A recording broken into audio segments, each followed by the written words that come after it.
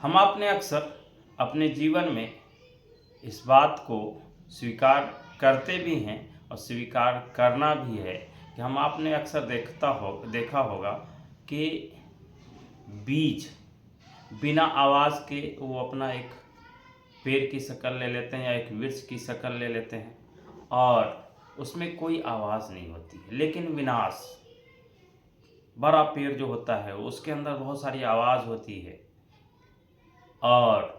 उस आवाज़ के कारण वो क्या है, विनाश हो जाते हैं, वो गिर जाते हैं। लेकिन एक छोटा सा वृक्ष, छोटा सा बीज डालिए कोई फल पौधे का, तो वो बिना आवाज़ के वो बढ़ते हैं, वो शांत रहना पसंद करते हैं। हम आपको भी अपने जीवन के अंदर सफल अभिव्यक्ति का आनंद लेना चाहते हैं तो चुपचाप शांतिपूर्वक तरीके से अपने काम को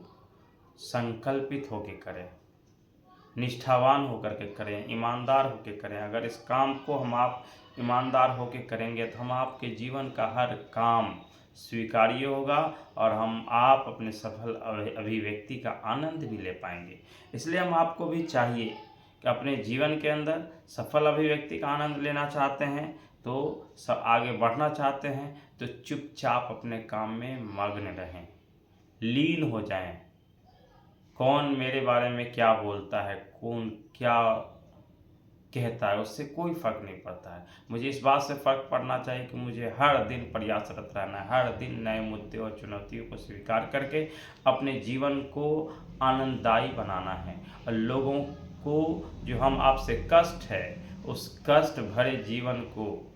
दुखमय जीवन को सुखमय जीवन में व्यतीत करने की समय सारणी तैयार करनी है। और जब हम आप समय सारणी तैयार कर लेते हैं तो हम जीवन के सारे मुद्दे और चुनौतियों का मुंह तोड़ जवाब दे पाते हैं। इसलिए हम आप भी अपने जीवन के विभिन्न प्रकार के मुद्दे और चुनौतियों का जवाब देने के लिए ज़रूरी है कि हम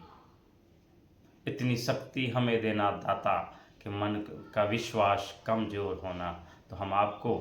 ऊपर वाले से यही दुआ करनी है कि ए अल्लाह, ए ईश्वर,